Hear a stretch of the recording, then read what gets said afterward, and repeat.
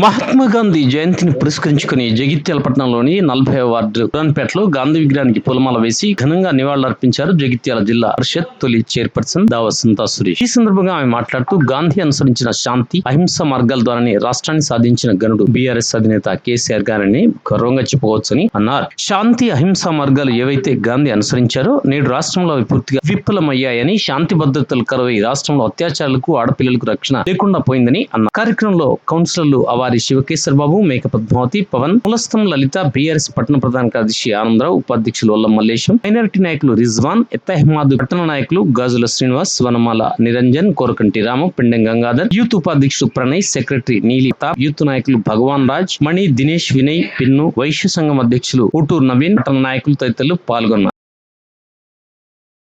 అదేవిధంగా లాల్ బహదూర్ శాస్త్రి గారి జయంతిని పురస్కరించుకొని వారికి బీఆర్ఎస్ పార్టీ కుటుంబ సభ్యులందరి పక్షాన, ముఖ్యంగా ఈ వార్డు కౌన్సిలర్ మరి వారి శివకేశ్వర్ బాబు గారు, అదేవిధంగా మేక పద్మావతి గారు, వారందరి ఆధ్వర్యంలో కూడా ఈరోజు ఈనాడు గాంధీ జయంతి గాంధీ గారి విగ్రహానికి పూలమాలలు వేసి నివాళులర్పించడం జరిగింది.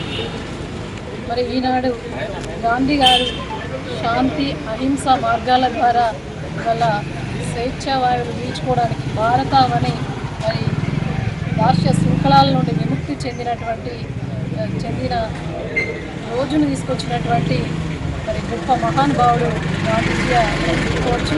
ఈనాడు గాంధీ గారి మాటలు, వారి యొక్క స్ఫూర్తి, వారి యొక్క ఆచరణ ఇప్పటికి కూడా మరి స్ఫూర్తిదాయకం.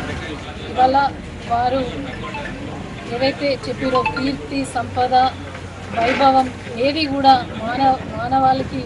మానవునికి సార్థకత కలిగించవు. కేవలం కొంతమంది మాత్రమే వ్యక్తిగతం కోసం చాలామంది జీవిస్తూ ఉంటారు. కొద్ది మంది మాత్రమే సమాజ శ్రేయస్సు కోసం జీవిస్తూ ఉంటారు.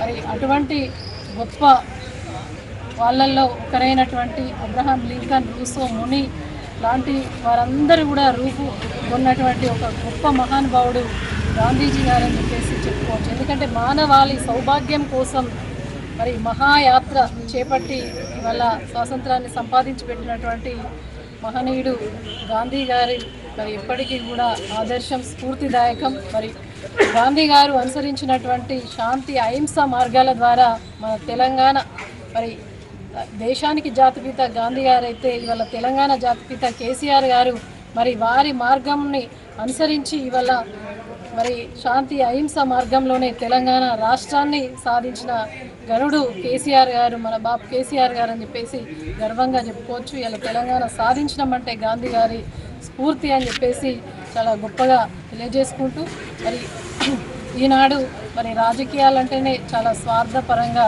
తయారైనటువంటి ఈ కాలంలో మరి ఈనాడు గాంధీ గారు ప్రవచించినటువంటి సూత్రాలను, వారు అందించినటువంటి స్ఫూర్తిని మనం అందిపుచ్చుకొని మరి ఆశయ సాధన కోసం మనం అందరం కూడా ముందుకు సాగాలి అని చెప్పేసి తెలియజేసుకుంటూ, ఈనాడు భారతదేశానికి గాంధీజీ అంటే ఒక దర్పణంలాగా, ఒక అద్దంలాగా వారు చేసినటువంటి సేవలు, వాళ్ళు చేసినటువంటి కృషి.